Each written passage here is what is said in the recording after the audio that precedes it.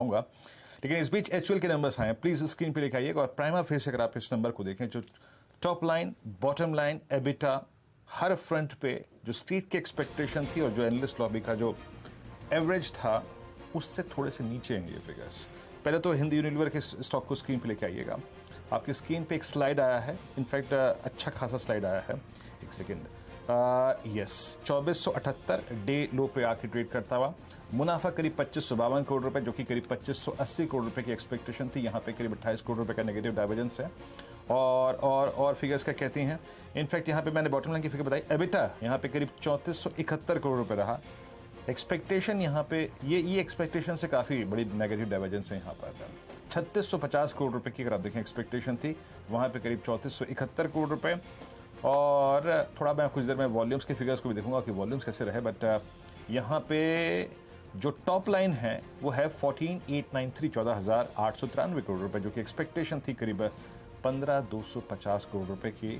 तो यहाँ पे फॉर द टाइमिंग अगर आप स्क्रीन पे देखें तो टॉप लाइन और बॉटम लाइन और एबिटा तीनों फ्रंट पे एक मिस नजर आ रहा है। मार्जिन्स करीब करीब इनके 23.3 की ट्रैजेक्टरी में रहे और आई थिंक स्टॉक इस पर रिएक्ट करता हुआ अब डे लो की तरफ जाता हुआ। प्रशांत एक टेक्निकल चेक दीजिएगा, मैं भी इस पर हालांकि बात करूंगा अभी और, बट 2476 हमारा अप्रैल सीरीज का लो है अब तक का, वो वॉलेट हो रहा है। आपका टेक यहाँ पे? जी वीरू जी, ओवरऑल अगर हम देखें तो रिजल्ट्स को एक डेफिनेटली नेगेटिव रिएक्शन आया है, बट हम एक सपोर्ट के करीब पहुंच रहे हैं। जो मेजर सपोर्ट है 2450 से लेके 2455, तो मुझे लग रहा है कि आज वेट किया जाए कि ये सपोर्ट होल्ड करता है कि नहीं। यानी अगर हम 2450 के नीचे क्लोज नहीं होते, कल यहाँ से बाउंस करें, मेरे हिसाब से यहाँ पे एक लो रिस्क बाय किया जा सकता है। मैं बाइंग की सलाह क्यों रख रहा हूँ, क्योंकि सेक्टर पॉजिटिव है। शायद कुछ दिन पहले हमने बात की थी कि life time high Nifty FMCG कर चुका है, तो मैं सेक्टर के साथ रहना चाहूंगा और इसलिए मैं वेट करूंगा कि अगर ये 2450-55 जोन के ऊपर क्लोज होके कल बाउंस करें तो हम यहाँ पे लॉन्ग जा सकते हैं। ओवरऑल जो पोजिशनल स्टॉप लॉस होना चाहिए वो 2445 यानी 2450 के जस्ट नीचे रख के हम लॉन्ग जा सकते हैं। फिलहाल रडार पे रखिए और क्लोजिंग के बाद कल डिसीजन लीजिए। इस बीच मेरे पास कुछ और फिगर आ रही हैं। जो यहाँ पे होम केयर रेवेन्यू ग्रोथ है वो अप्रोक्सीमेटली 18.7% रही है। एक्सपेक्टेशन अगर आप देखें 18 से 20% की थी, ये तो अगर आप देखें वही आया। लेकिन डोमेस्टिक वॉल्यूम ग्रोथ जो है वो स्लाइटली अगर आप देखें जो एनालिस्ट लॉबी है उसकी एक्सपेक्टेशन से करीब करीब 50 बेसिस पॉइंट जो है वो थोड़ा सा नेगेटिव डाइवर्जेंस है। वहाँ पे हमारे साथ प्रियम तोलिया साहब जुड़े हैं, senior research analyst FMCG and details के एक्सिस सिक्योरिटी से। प्रियम, गुड आफ्टरनून कार्यक्रम में स्वागत है। प्रियम, फर्स्ट ऑफ ऑल आपके पास फिगर्स हैं, मैं इनफैक्ट आपको मैं यहाँ पे कोट भी कर देता हूँ। यहाँ पे 2552 करोड़ रुपए का मुनाफा, 14,893 करोड़ रुपए की यहाँ पे रेवेन्यू, पैट लगभग 2552 करोड़ रुपए का। प्रियम, फर्स्ट ऑफ ऑल आपका ठीक नंबर्स कैसे लगे आपको? नंबर्स देखा जाए तो इन द टॉप लाइन पे थोड़ा मिस है, जो हमारा एक्सपेक्टेशंस था उससे मिस है definitely overall. But on the profitability front majority हम लोग का इनलाइन नंबर्स है। सो मे भी शायद थोड़ा एबिटा पे जो स्ट्रेट एक्सपेक्ट कर रही थी कि there will be a pressure on that due to royalty hike and ad spends, तो मुझे लगता है कि वहाँ पे प्रॉफिटेबिलिटी थोड़ा हमारे एस्टिमेट से इंटैक्ट रहा है। Apart from the top line तो जरूर मिस है, डिस्पाइट जब हमने देखा कि नेस्ले का जब नंबर्स थे वो काफ़ी स्ट्रॉन्ग आए थे, तो स्ट्रीट वाज आल्सो एक्सपेक्टिंग कि एक्चुअल में भी सिमिलर रिजल्ट आएगा, but this time around on the top they have missed. On top line this is a miss. लेकिन एक और प्रियम एक बात देखिए कि जो डोमेस्टिक वॉल्यूम ग्रोथ है जो कि स्ट्रीट एक्सपेक्टेशंस के मुताबिक 5 से 6% के ब्रैकेट में थी, वो लोअर एज पे आई है, 5% है।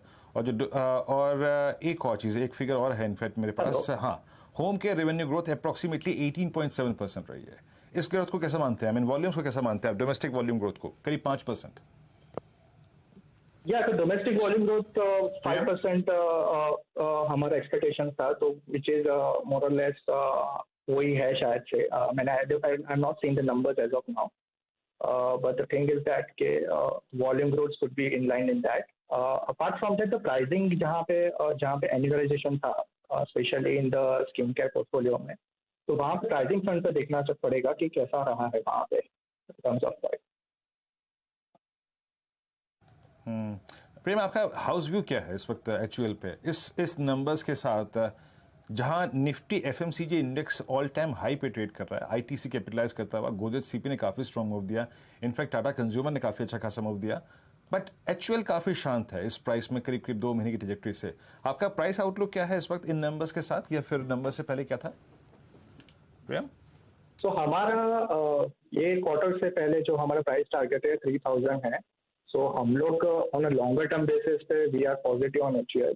उसके 2-3 रीजन ये है कि we expect rural recovery should start kicking in from here onwards, because हम लोग बिलीव करते हैं कि जितने भी डेटा पॉइंट्स आए या फिर नेस्ले का रिजल्ट आया है, तो रूरल में जो पेन था वो बॉटम आउट हो चुका है। तो यहाँ से हमें रूरल रिकवरी दिखेगा and ultimately we can see the volume growth for most of FMCG companies going ahead.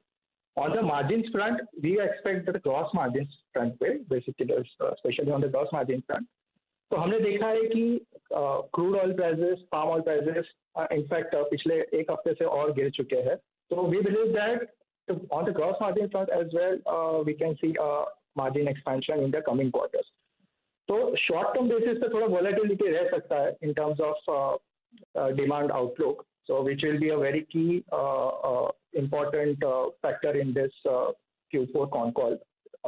Management क्या बोलता है towards demand outlook, but overall basis पे we are positive on this stock. बहुत बहुत शुक्रिया आपका इस कार्यक्रम में शामिल होने के लिए, और बहुत ही अगर आप देखें